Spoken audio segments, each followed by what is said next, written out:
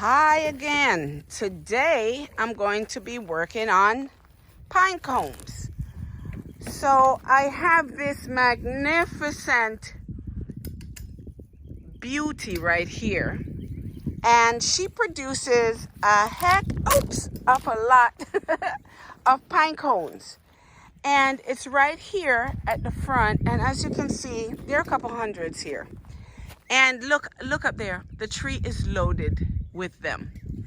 So I am going to have to pick these up because I don't have a machine that is actually going to pick them up for me and dispose of them.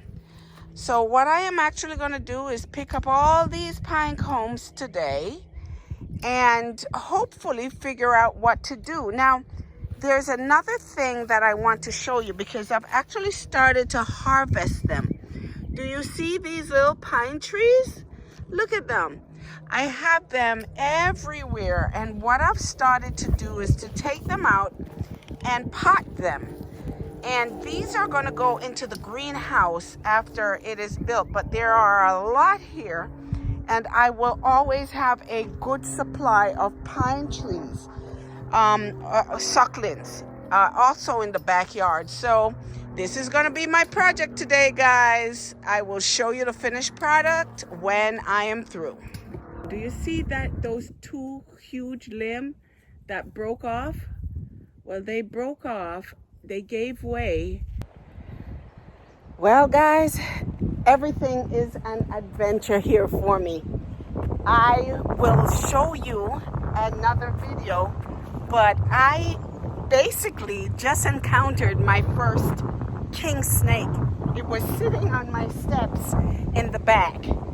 But today, I am going to do this follow-up on the pine cone video that I did a few days ago. I had showed you all the pine cones that are out here and the work I had to do to basically pick them up. So look at that. Look at that. Huh? They are basically all gone. Now, I wanted to share something with you about the pine cone tree that I learned. It is now Easter time, and way up in the tree, these things look like a cross, right? You see, let me see if you could see them. You see it right here? Or basically, let's look at this one that only has two, right? At night, it looks like the sign of the cross. And I never knew that about pine cone trees. But this is how they grow. They grow like that, and then after they get to a certain, see them right there? After they get to a certain size and they dry up, then they fall off. Now, definitely pine cones, we purchase them in the stores all the time. They make them infused with cinnamon and all kinds of different things. As a matter of fact, and we use it as part of our Christmas decorations. I'm going to get in here, and I'm actually going to pick a pine cone. Ooh, I am not wearing my gloves, but here it is. I just picked one of these. It is not opened yet. It's actually closed. It's just about getting ready to open because you have open ones and you have closed ones. Now, because I picked up all or almost all the pine cones, I am going to look to see if I can locate one that is fully open. But this one is closed. And again, as you can see, this is how it grows, right? You see that? And then they get dry. So let me try to see if I can find an open one, because I did a great job picking these all up. So I don't even have an open one right now. I can't find an open one. which is kind of good. We had some rain and breeze yesterday, so that's why I have some that are fallen right here today. But this is, like the story of the pine tree. Now, what am I going to do? Because I have pine in the back, I have pine to the side, and I have two beautiful, huge pine trees that give this place such character. Now, I am going to show you what I've been doing.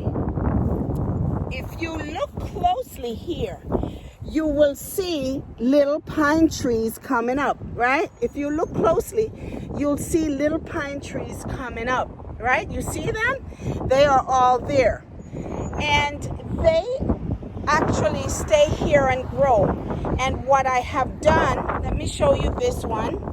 What I have done, you see this one is a little bigger. You see her right there, right? You see, she's bigger. And what I have done is to basically take them up and transplant them, because I almost have an unlimited supply. Here is one that's even a little bigger. See this one right here? See that? That's even a little bigger than the baby ones. So I will be taking up the baby ones and I will be potting them, and then of course putting them in a greenhouse and bringing them, to life and see what brings. I don't know. Again, I'm learning so much about these things, and I look forward to see what can I do with these pine cones. They are like, they're free for me. Well, although it's not free, you purchase the property, they're yours. But I have them here in abundance, because if you were to look, you see, I have pine trees, you see them? All about. So not only do I have the succulents that I can, harvest and watch them grow, I also have an unlimited supply of these. So I am going to discover basically what I can do with them. So that is, just a short video for today. Let me see if you can see. You see the pine tree back there? You see how tall and lovely it is? It really adds character to the yard.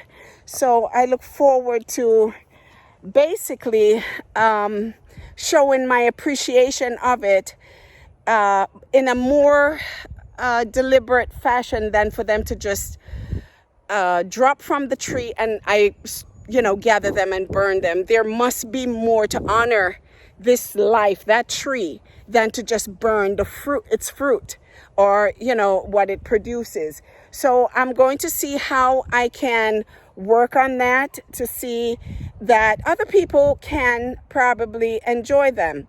As a matter of fact, see, I do have some other pine trees over there. I had not gone over there, but they're there, and it's a lot of gathering together. In fact, if I were to go into the back or to the sides, I will be able to show you a lot of different pine cones. I don't know if I'm going to go back there now, because I literally just encountered that snake, and it's a king snake that I encountered. So let me tell you about it. It's a king snake. I'm going to drop the photo here in this video so that you could see. So a king snake is a solid black snake, or sometimes they can look very dark brown, and they have white bands, right? Narrow white bands. The king snake is actually very, very, very important to have in your yard, because what it does, it actually eats. Oh, that was a ladybug that pitched on my hand. But that's money, so it's just my fright why I flashed it away.